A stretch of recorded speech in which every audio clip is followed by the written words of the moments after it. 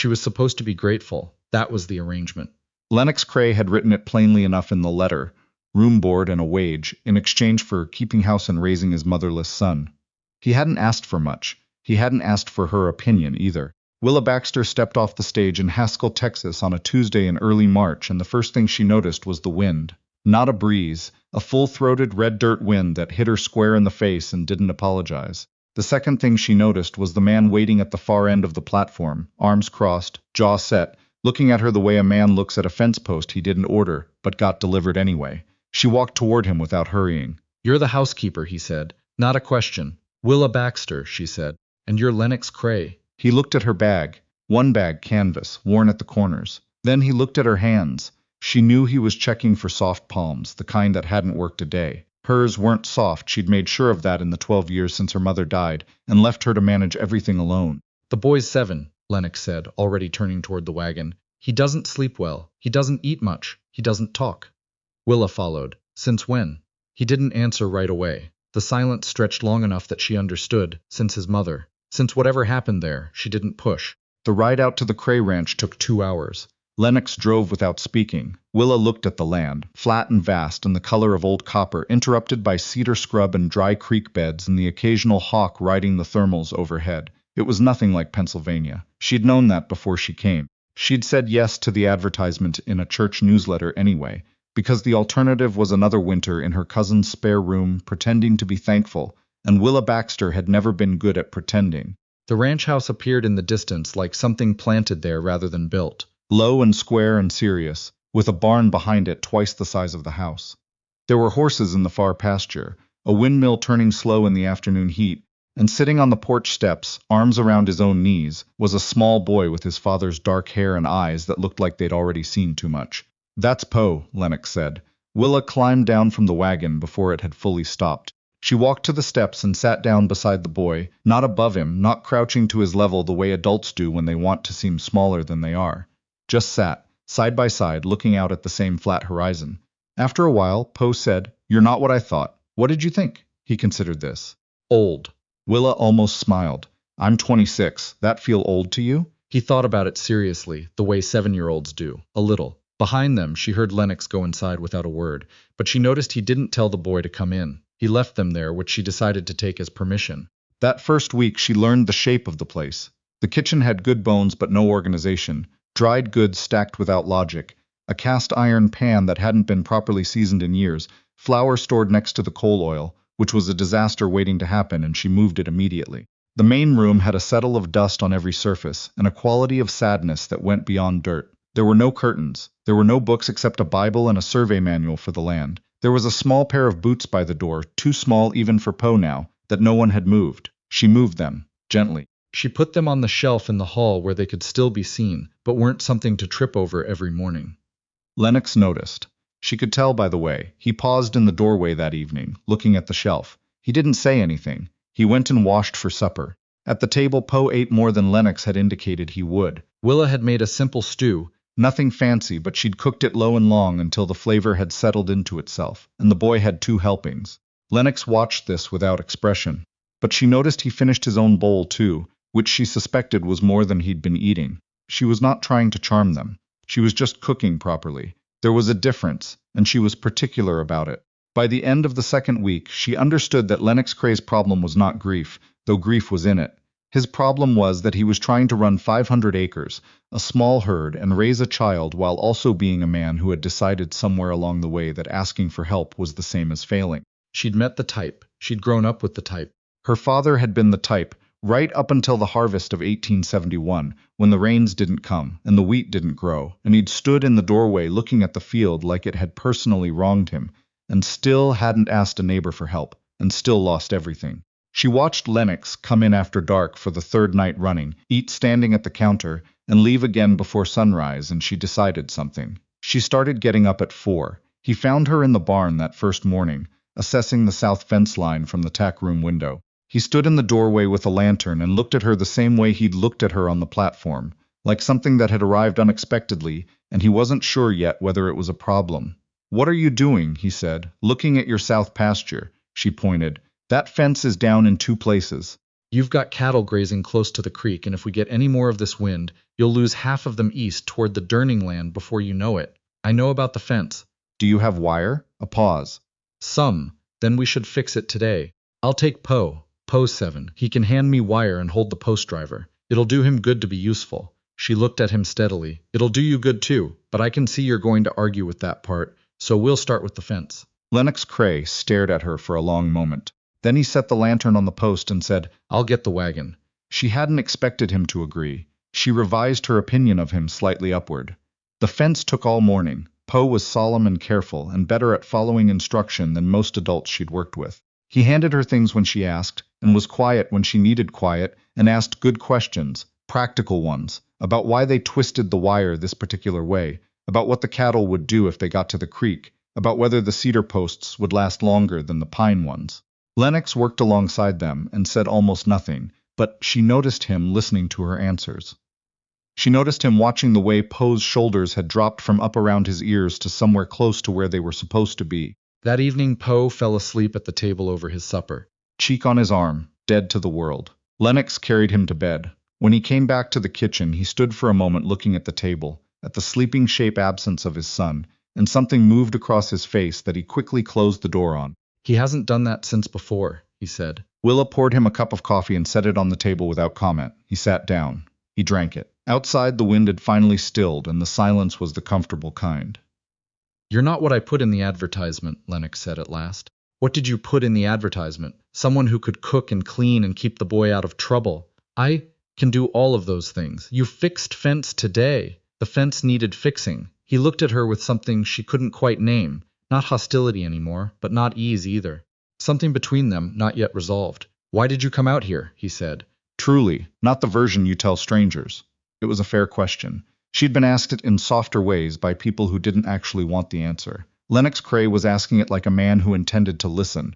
Because I'm good at keeping things running, she said, and I wanted a place where that mattered. He nodded once, slowly. It matters here, she believed him. The trouble started in April, the way trouble in Texas usually does, without announcement and with the heat already building. A man named Seaver Pruitt rode in one afternoon while Lennox was out on the eastern range. He was a land agent, he said, working for a company out of Fort Worth that was buying up parcels along the creek corridor for a rail spur. He said it pleasantly. He smiled the whole time. He told Willa to let Mr. Cray know that the offer was generous, and the timeline was short, and he left a card on the porch rail when she declined to let him inside. She put the card on the kitchen table and waited. When Lennox came in and read it, his face didn't change, but his hands did, a tightening around the card's edges that she caught before he set it flat on the table. They've been at the Durning place too, he said. And the Kettrick Ranch, south of town. Did the Durnings sell? Martin Durning died last fall. His daughter's been running it alone. She told Pruitt's man to get off her land. He paused. She's 22. Willa filed that away. And Kettrick? Kettrick took the money. His voice was neutral, but the neutrality was work. He's already gone. She looked at the card. The offer number was written on the back in Pruitt's pleasant handwriting.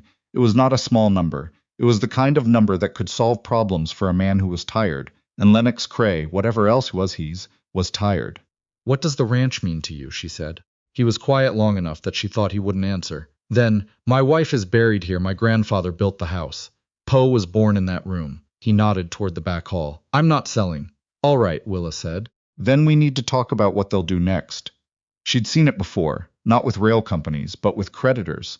The way they were friendly first, then persistent, then inconvenient, and then suddenly catastrophic, unless you understood ahead of time what was coming. Her father hadn't understood. She had spent a long time learning from that. She and Lennox sat at the kitchen table after Poe went to bed, and she asked him questions he clearly hadn't been asked before. How many head exactly, what the grazing rights covered, and where the survey lines ran. Whether the creek water rights were documented or assumed. He answered in fits and starts, going to get papers from the desk in the main room, coming back, spreading things on the table in an order that made sense to him but not immediately to her. They worked until midnight. By the end of it, she understood the shape of his position, and it was not as solid as it should have been. The water rights, specifically, were assumed.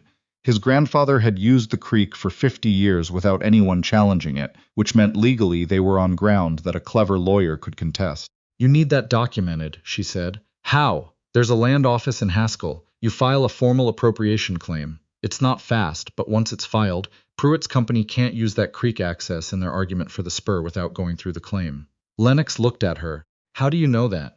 My father lost a farm in part because nobody filed paperwork for water rights that should have been obvious. She kept her voice even. I read everything I could find afterward about how it worked. I wanted to understand what had happened. He was quiet. The lamp between them threw a warm circle on the table over the spread papers, and outside, somewhere in the dark, a coyote called once and went silent. You've been planning ahead since you got here, he said. I plan ahead for everything, even the fence. Especially the fence. She gathered the papers into a careful stack. I'll go to Haskell on Thursday and ask at the land office what's required. You should come. It'll carry more weight with your name on the inquiry. He didn't argue. She was starting to understand that when Lennox Cray had no good argument, he simply didn't make one. She was finding, a quality she respected more than she'd expected to. The Durning girl's name was Frances.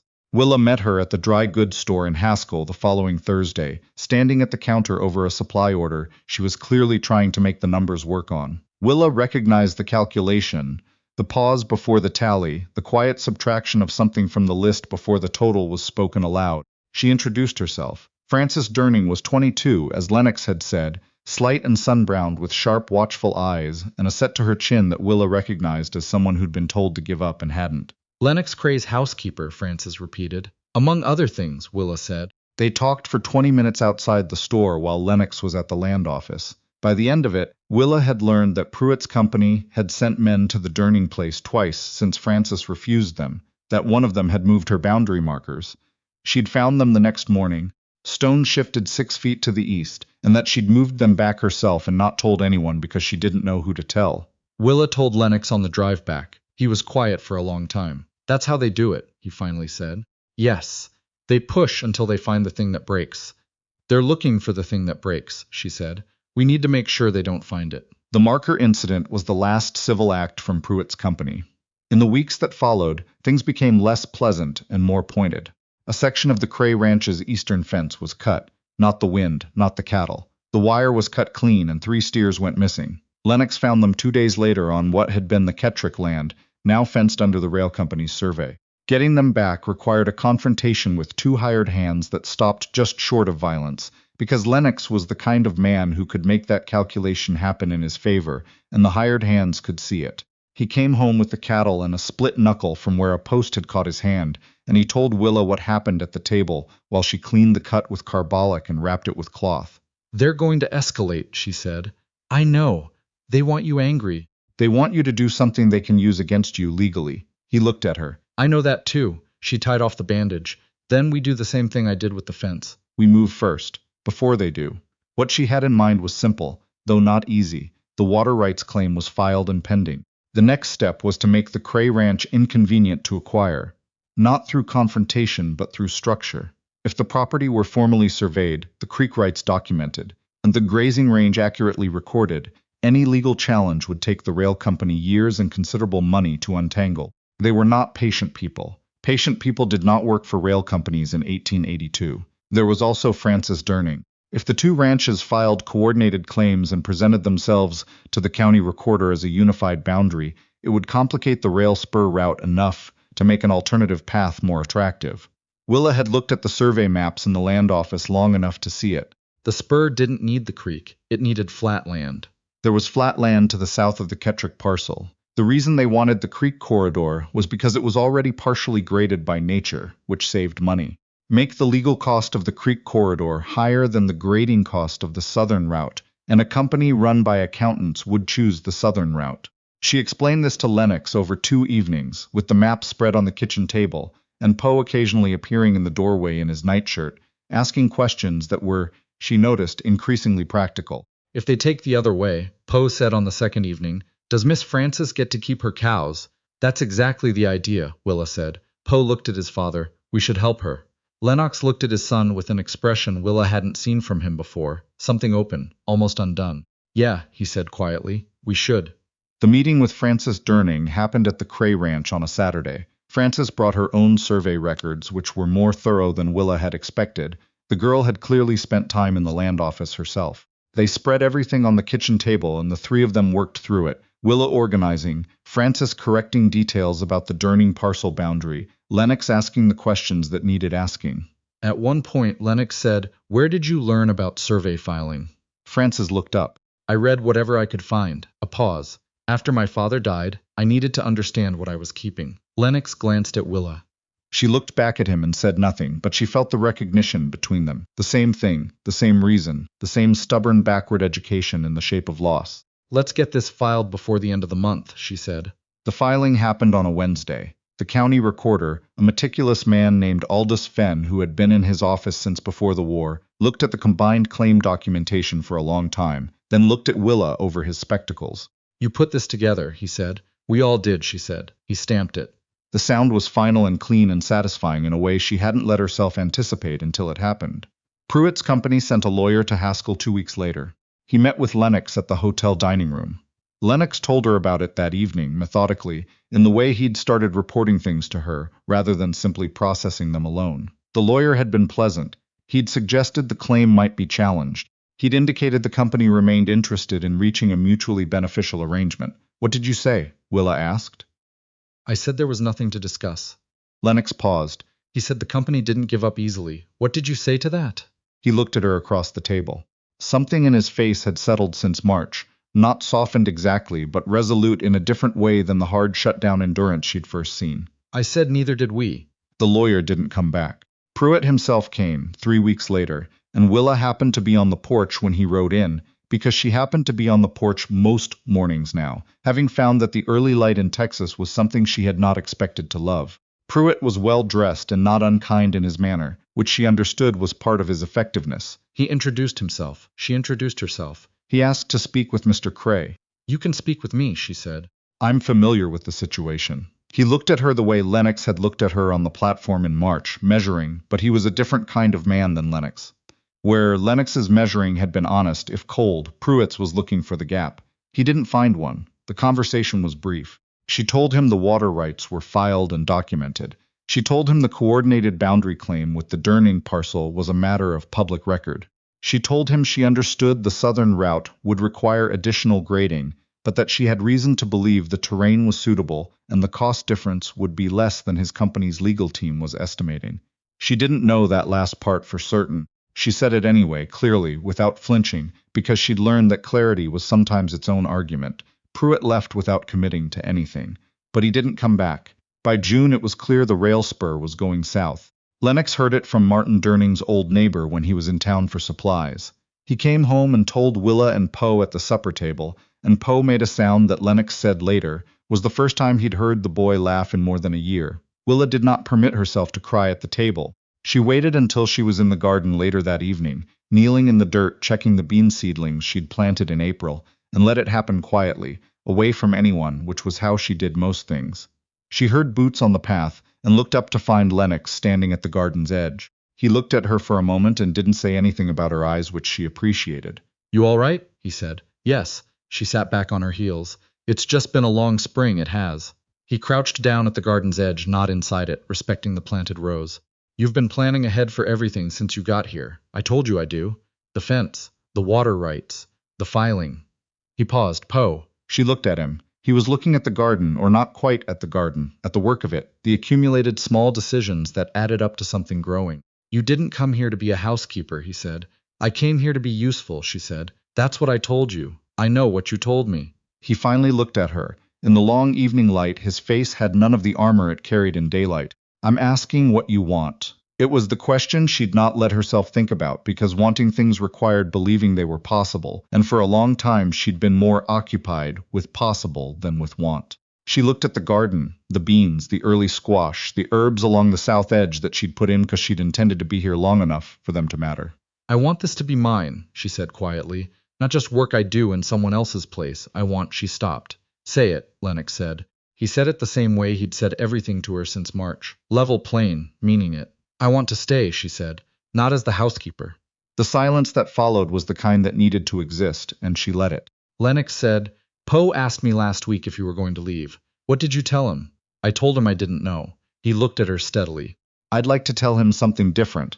She thought about the boots on the shelf in the hall, the ones she'd moved gently with both hands, understanding without being told what they meant. She thought about 4 o'clock mornings, and the fence in the south pasture, and the lamp burning late over survey maps, and a small boy asleep at the supper table for the first time in a year. She thought about the way Lennox had said neither did we to a company lawyer, and how natural it had felt when she'd heard it. Like a given, like something already true. Tell him I'm staying, she said. He nodded once. The evening light went gold around them, and the windmill turned, and somewhere in the far pasture the cattle moved slow through the grass toward water. She stayed, not because the land had needed her, though it had. Not because the boy had needed her, though he had. Not because Lennox Cray had been lonely in a way he'd never have named, though he had been. She stayed because this was the thing she'd been building toward without knowing it. A place where her particular kind of strength was not tolerated or accommodated or looked at sideways but needed. Relied upon. Answered. The ranch prospered, the way things do when people stop managing alone and start working in concert. Frances Durning came to Sunday supper occasionally and brought a directness that Willa appreciated and Poe adored. The south pasture fence held. The beans came in well. And Willa Baxter, who had arrived in Haskell, Texas on a Tuesday in early March with one canvas bag and no illusions about what she was worth, learned what it felt like to be somewhere she'd chosen, with people who'd chosen her back. That turned out to be enough. That turned out to be everything.